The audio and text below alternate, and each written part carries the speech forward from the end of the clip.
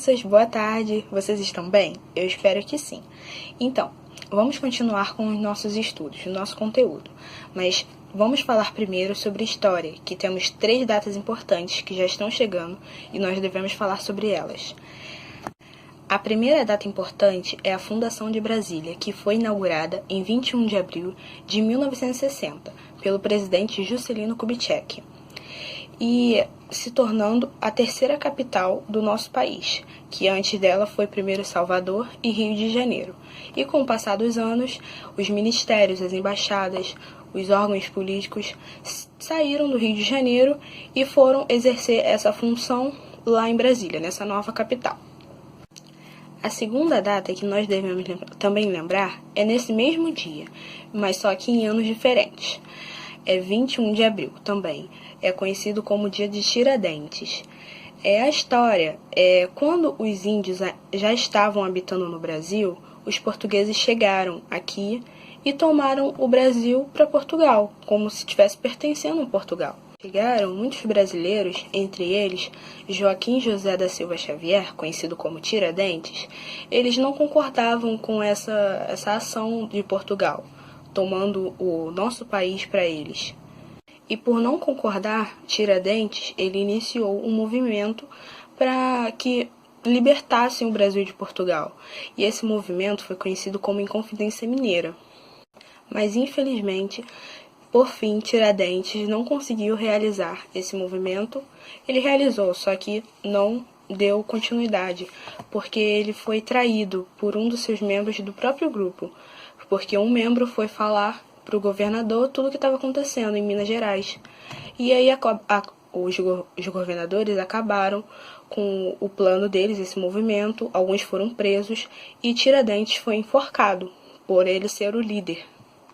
Ele foi enforcado na cidade do Rio de Janeiro, aqui no nosso Rio de Janeiro, em 21 de abril de 1792. Por isso, essa é a data em que a gente homenageia Tiradentes, por ele ter sido tão corajoso em tentar libertar o nosso país.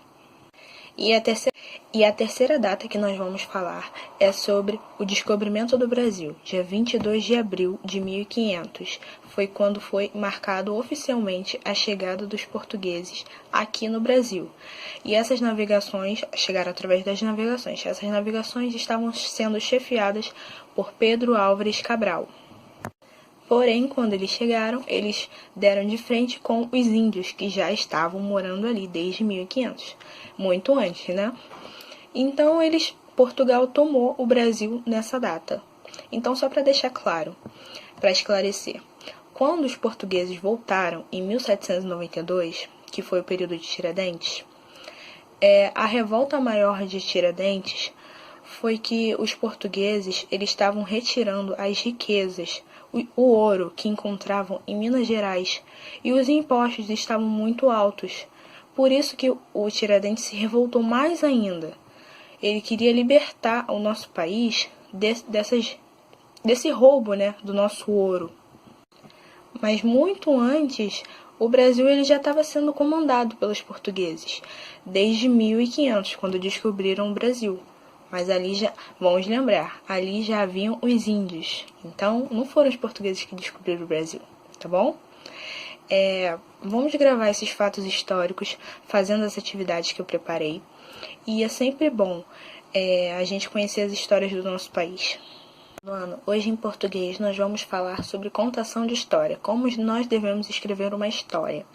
Então, primeiro nós planejamos o que nós vamos falar, sobre qual assunto nós vamos falar. Precisamos de um título, que é sobre o assunto, a sua história principal. Precisamos de personagens, se pode ser real ou não, pode ser um gato, pode ser uma pessoa. Precisamos de um local, para onde vai ser essa situação. Precisamos de uma situação, o que vai acontecer. Fulaninho foi à praia e fez tal coisa. Já é uma situação, entendeu? E um desfecho, um final feliz ou um final triste. Isso é uma conclusão do que foi a sua história. E sempre quando acabamos de escrever uma historinha, nós sempre revisamos a nossa escrita, para ver se está tudo certinho, ponto, está escrito direitinho, e apresentamos a nossa história. eu preparei um exercício com uma historinha que vocês vão completar, com o que está escrito no quadrinho acima. E também tem um exercício sobre rima. Vocês vão ler essa musiquinha e vão ver as palavras que vão rimar e vão sublinhar. Bem facinho, né? Rimar é muito bom, gente. Em matemática, nós vamos falar sobre unidades e dezenas. O que é uma unidade? Um elemento ele é chamado de unidade.